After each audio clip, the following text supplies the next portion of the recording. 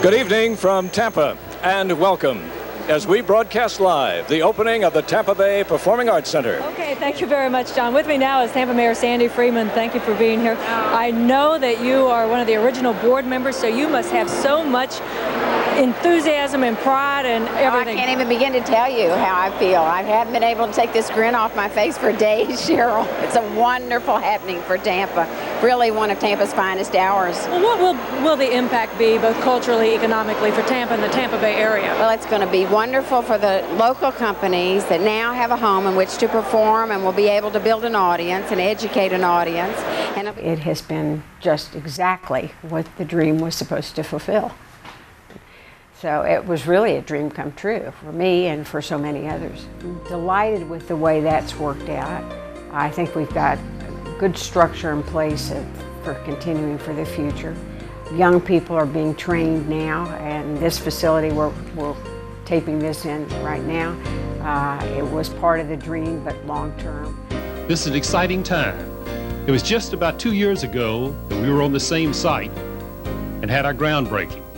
A little bit windier, a little bit colder than it is today, but it was a great day also.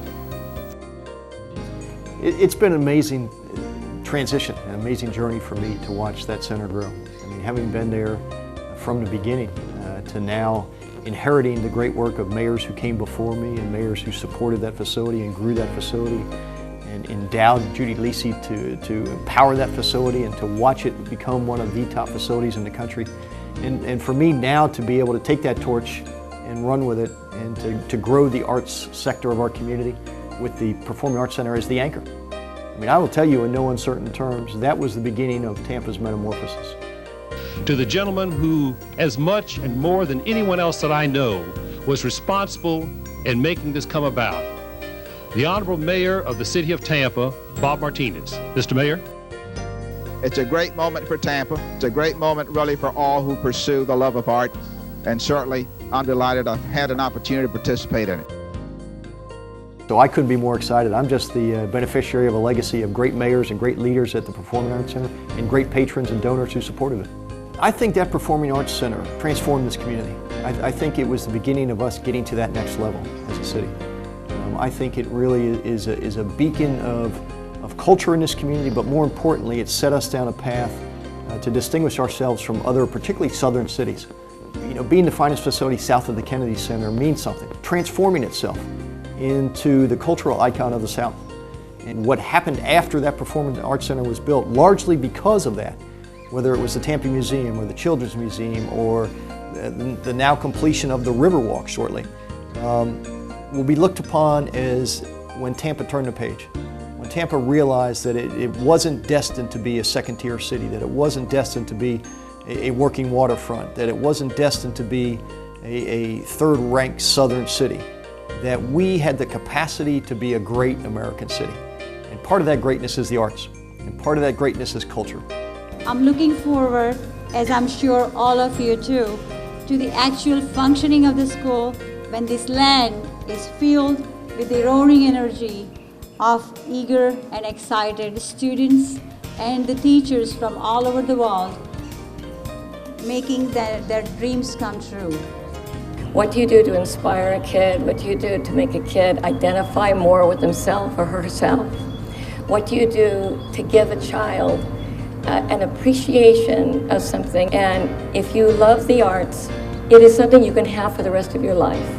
The arts deal with how do you pursue the craft of living, and you deal with it by storytelling and by example.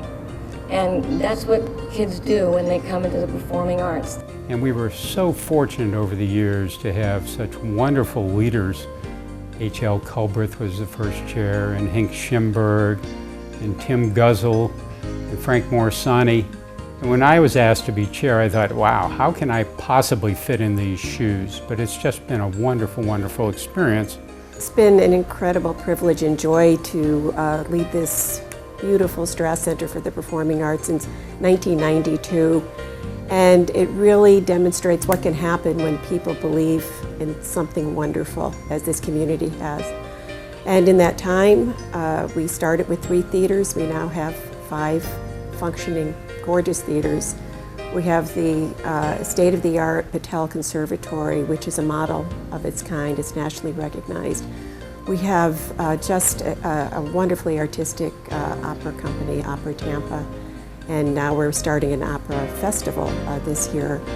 And with the kind of staff we have and the kind of board we have and the commitment from the city and all of our donors and our founders, dreams can happen and they can become bigger than anyone ever could have hoped.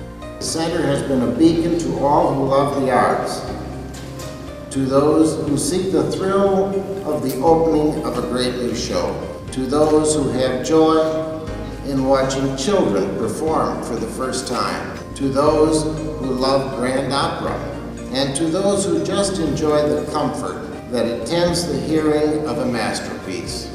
We believe that we are all better people when we have access to the arts, to creation, to innovation, to discipline, and to beauty. 3, 2, 1.